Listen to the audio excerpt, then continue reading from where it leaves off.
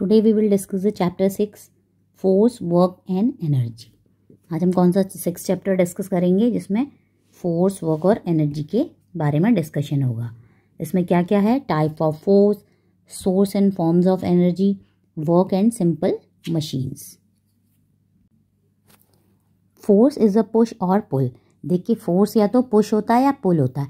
या तो आप उसे देखिए पुश करते हैं, धक्का देते हैं, या खींचते हैं। खींचने को क्या कहते हैं? पुल। देखिए, या तो आपके घर के अपने डोर को आप क्या करते होंगे? पुश करते होंगे डोर ओपन करने के लिए, या आप उसको पुल करते होंगे। पुल मतलब खींचते होंगे। ठीक है, दो टाइप के फोर्स होते हैं। Force can make a body move और कैन स्टॉप इट और change its shape and size. देखिए, फोर्स से क्या कर सकते हैं? कोई भी जो बॉडी है वो मूव कर सकती है या स्टॉप हो सकती है, या उसकी साइज और शेप चेंज होती है। ठीक है, देखिए मूव कैसे होगी? अगर आप किसी को पुल करेंगे या पुश करेंगे तो वो खुल जाएगा या बंद हो जाएगा, जिससे उसमें मूवमेंट हो जाएगा, या वो स्टॉप हो जाएगा। ओके, और कभी कभी उससे उसकी शेप और साइज भी चेंज हो जाता है।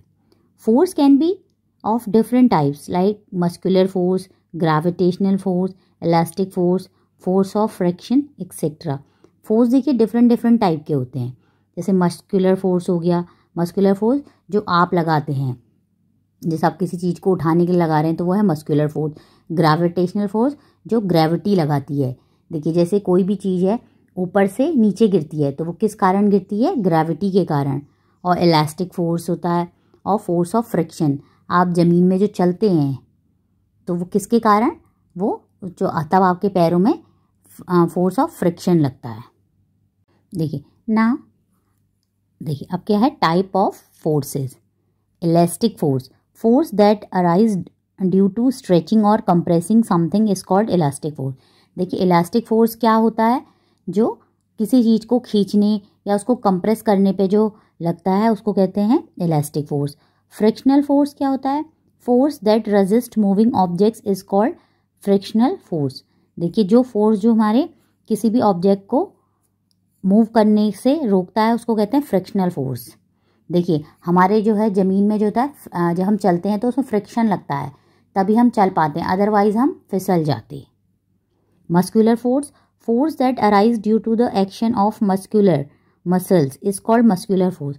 जो हमारी बॉडी लगाती है उसे कहते हैं मस्कुलर फोर्स। जैसे हम कोई सामान का बैग उठाते हैं या अपने स्कूल बैग उठाते हैं तो हम किससे उठा पाते हैं? मस्कुलर फोर्स के कारण। ग्रेविटेशनल फोर्स क्या होता है? Earth pulls every object towards it, this force is called gravitational force. Earth जो होती है हर चीज़ को अपनी तरफ खींचती है तो उसको क्या कहते हैं? Gravitational force. देखिए, कोई भी बॉल है अगर आप उसको ऊपर भी उछालते हैं तो वो उसके बाद नीचे ही आती है। तो वो नीचे क्यों आती है? वो आती है ग्रेविटेशनल फोर्स के कारण। Okay, work is done when force is applied on an object and that object moves. देखिए, वर्क कब होता है? कोई भी काम कब होता है? जब उसमें कोई भी किसी भी ऑब्जेक्ट में हम फोर्स लगाते हैं जिससे कि वो मूव करती है। देखिए, आपकी जो कार है वो कैसे स्टार्ट होती है? जब आपके पापा उसमें एक्सीलरेटर देते हैं तो क्या करते हैं? एक फोर्स अप्लाई करते हैं, तब वो मूव करती है।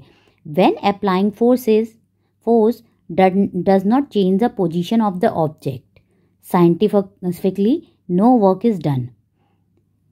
देखिए, अगर आपने कोई फोर्स अप्लाई किया और उस ऑब्जेक्ट की पोजीशन चेंज नहीं हुई तो साइंटिफिकली हम कहेंगे कि कोई काम नहीं हुआ है।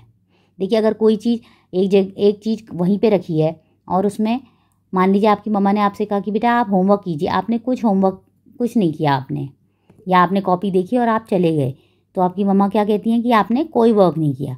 जब तक उसमें कोई चेंजेस नहीं होंगे, जैसे आपने पहले से 2 पेजेस किए थे, अगर आपका 3rd पेज फिल नहीं होगा तो आपकी मम्मा को कैसे पता चलेगा कि आपने कोई काम किया है? तो अगर उसमें कोई ऑब्जेक्ट मूव नहीं हुई तो साइंटिफिकली हम कहेंगे कि कोई काम नहीं हुआ है। ठीक है, नेक्स्ट है a machine is a tool और device which help us to do work by applying lesser force. देखिए, कोई भी मशीन होती है तो वो क्या करती है? हमारी हेल्प करती है किसी भी काम को करने में, जिससे कि हमारा लेस फोर्स लगे। ठीक है, जैसे देखिए ये सीसॉ है, इसमें दोनों बच्चे हैं, ये यहाँ पे जब अपना फोर्स इधर को लगाएगा तो इधर को जाएगा और ये ऊपर को अप हो जाएगा। ठीक है, और ये नट क्रैकर है तो देखिए ये अपने हैंड से इसमें फोर्स लगा रहा है। ये प्लायर है, ये व्हील बैरो है। और ऐसे ही कुछ मशीन्स के नाम बताइए। जैसे वॉशिंग मशीन हो गई, वो भी तो मशीन है, ठीक है। गीज़र हो गया, ये सब क्या है, मशीन्स हैं। Energy is the capacity to do work. देखिए, हमें किसी भी काम को करने के लिए एनर्जी की रिक्वायरमेंट होती है। The different forms of energy are electrical energy, mechanical energy, chemical energy, sound energy, heat energy etcetera. देखिए, एनर्जी की अलग अलग फॉर्म्स हो सकती हैं। इलेक्ट्रिकल एनर्जी होती है, मैकेनिकल एनर्जी होती है, केमिकल एनर्जी होती है, साउंड एनर्जी होती है।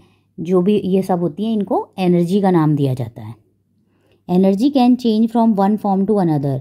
एग्जाम्पल देखिए, एनर्जी जो होती है एक फॉर्म से दूसरी फॉर्म में चेंज होती है। व्हेन अ फैन रोटेट, देखिए जब पंखा चलता है तो electrical energy is change into kinetic energy. तो देखिए, हमें क्या करना होता है, पहले स्विच ऑन करते हैं। स्विच ऑन करते हैं तो उसको क्या मिलती है, इलेक्ट्रिकल एनर्जी मिलती है। उसे कौन सी एनर्जी मिलती है, इलेक्ट्रिकल एनर्जी मिलती है। तो इलेक्ट्रिकल एनर्जी मिलती है और वो किस में चेंज होती है, काइनेटिक एनर्जी में। ओके, अब नेक्स्ट वीडियो में हम इसके प्रैक्टिस क्वेश्चंस को डिस्कस करेंगे।